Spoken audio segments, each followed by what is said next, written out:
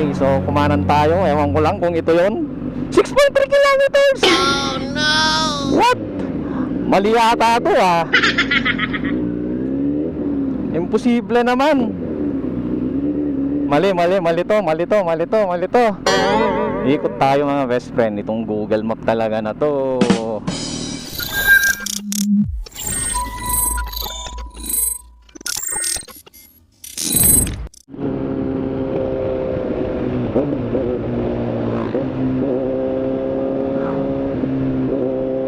Alright, so difun na tayo mga difun. Cordon mga best friend. Ayan, napakabilis ang biyahe, ano, mga best friend. Sarap talaga pagka big bike, ano, Cordon.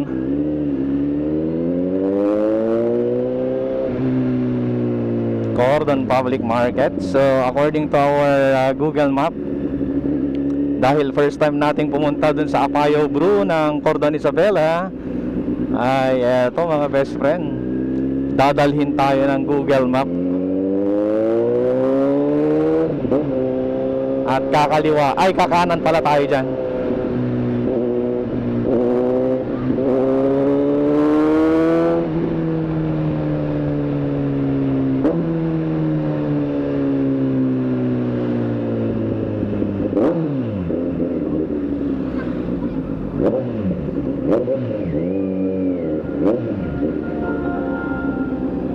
Okay, so kumanan tayo. Ewan ko lang kung ito yon.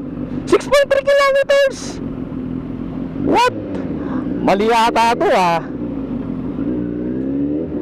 Imposible naman. Mali to. Ikot tayo mga best friend. Itong Google Map talaga na to.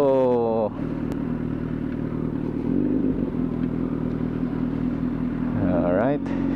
Ito ang problema pagka mga best friend, ano, tawag nito, big bike.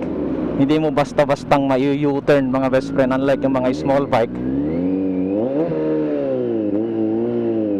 Unlike yung mga small bike na pwede mo lang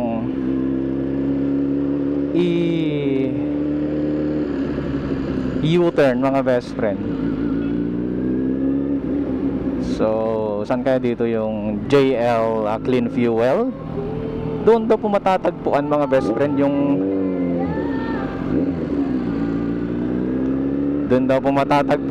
pong Apayao Brew ng Cordon. I think dito yun eh. Kung wala, di balik tayo. Ganun lang naman mga best friend. Magliwaliw tayo dito sa may Cordon. Mali itong 6 kilometers. Imposible naman. Di nakarating na ako ng Santiago niyan.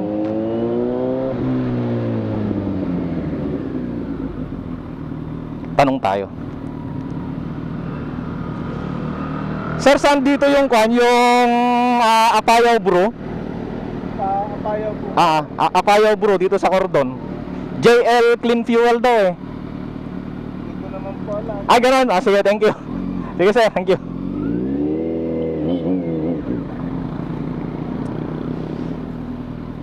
Bro, among dito itikwa? Aji Apayao Brew? Apayao Brew ti Cordon? Mode? Sige.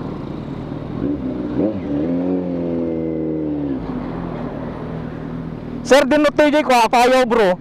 Apayao Brew ti Cordon. Dahil diretso. Iti JL? Tabirpiruan ko na. Ay, okay, sige. Diretso lang atoy. Thank you thank you.